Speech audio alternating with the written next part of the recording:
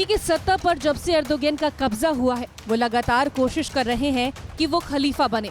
Erdogan लगातार चाहत पाले हुए हैं कि वो सऊदी अरब को साइड कर मुस्लिम देशों का नेता बने और तुर्की के राष्ट्रपति रिसेप तैय्यप एर्दोगन लगातार इस मोर्चे पर तेजी से आगे बढ़ रहे हैं।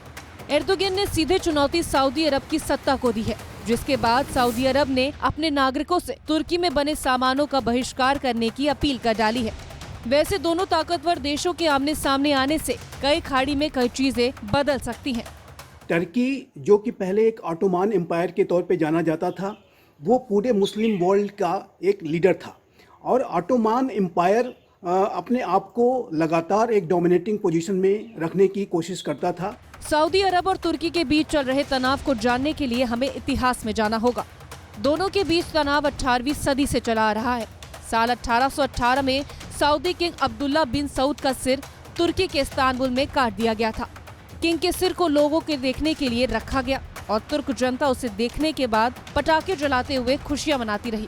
आप इसी से अंदाजा लगा सकते हैं कि दोनों देशों के बीच विवाद कितना पुराना है। एक तरीके से नीची नजरों से देखा करते थे और उनके साथ एक कंपटीशन का भाव रखते थे और इसी वजह से सऊदी अरेबिया और ऑटोमान एम्पायर के बीच में युद्ध भी हुआ। ये वो समय था जब तुर्की काफी ज्यादा ताकतवर था और उसे ऑटोमन साम्राज्य के नाम से जाना जाता था।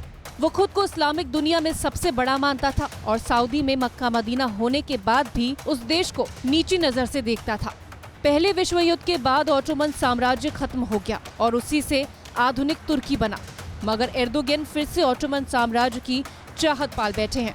लेकिन प्रथम विश्व युद्ध के बाद ऑटोमान एम्पायर कमजोर पड़ गया और उसके बाद सऊदी अरेबिया का एक तरह से रिसर्जेंस हुआ। सऊदी अरेबिया के साथ अमेरिका के आ जाने से सऊदी अरेबिया की जो ताकत है, जो सऊदी अरेबिया का जो इन्फ्लुएंस है, वो लगातार बढ़ा। ऑटोमन साम्राज्य की चाहत में एर्दोगन सऊदी अरब की जगह लेना चाहता है। तुर्की मुस्लिम देशों का खलीफा बनना चाहता है। तुर्की इसके बाद तुर्की सऊदी की अपेक्षा कमजोर पड़ गया था। खासकर सऊदी को अमेरिका का साथ मिला था। इससे उसकी स्थिति खाड़ी देशों में काफी मजबूत हो गई थी। अब राष्ट्रपति एर्दोगन वापस से तुर्की को सबसे ताकतवर इस्लामिक देश बनाने में जुट गए हैं। वो समय समय पर ऐसे बयान देते हैं जिससे वो खुद को दुनिया भर के मुसलमानों की आवाज बता सकें।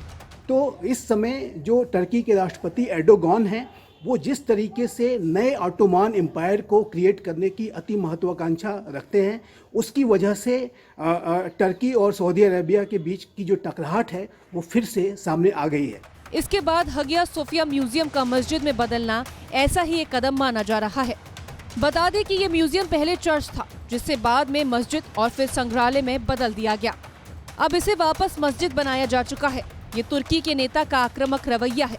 साथ ही वो अमेरिका का साथ देने के लिए सऊदी अरब को बुरा भला कह रहा है। इसके बाद से दोनों देश कई मोर्चे पर आमने सामने आ गए हैं। इसका असर दोनों देशों के साथी मुल्कों पर भी दिख रहा है। एर्दोगन लगातार अपने आप को मुस्लिम वर्ल्ड के नए लीडर के रूप में स्थापित करने के लिए कवायदे कर रहे हैं और इस प्रक्रिया में वो जो भी कॉन्फ्लिक्ट जोन्स हैं वहाँ पर अपने इंटरवेंशन को करके वो अपने आप को मुस्लिम वर्ल्ड के लीडर के रूप में स्थापित करना चाहते हैं, जिसको कि सऊदी अरेबिया की लीडरशिप बिल्कुल पसंद नहीं करती है। कई मोर्चों पर आमने सामने है तुर्की सऊदी अरब। लीबिया में जंग लड़ सऊदी और तुर्की का आमना सामना। तुर्की की ताकत से निपटने की तैयारी में सऊदी अरब। लीबिया के मोर्चे पर तुर्की और सऊदी अरब आमने सामने हैं। लीबिया में जारी संकट में तुर्की संयुक्त राष्ट्र की मान्यता वाली सरकार का समर्थन करता है, जबकि सऊदी और यूएई सरकार के खिलाफ लड़ रहे पूर्वी कमांडर खलीफा हफ्तार का समर्थन करते हैं। लीबिया के 3/4 हिस्से पर हफ्तार का ही नियंत्रण है। इसको लेकर दोनों ही देश एक दूसरे पर आरोप लगाते रहते हैं।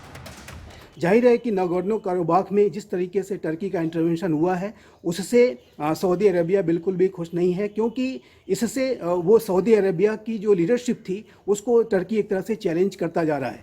माना जा रहा है कि सऊदी और तुर्की की आपसी लड़ाई से खाड़ी देशों की अर्थव्यवस्था भी कमजोर होगी।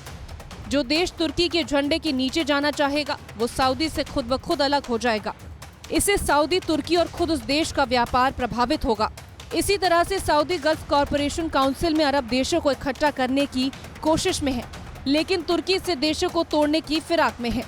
तो इन दोनों देशों की दुश्मनी से हो सकता है कि अगर किसी देश को फायदा हो तो वो है ईरान। हालांकि शिया मुस्लिम देशों की कमी के कारण उससे भी अरब दुनिया की लीडरशिप हाथ नहीं लगेगी।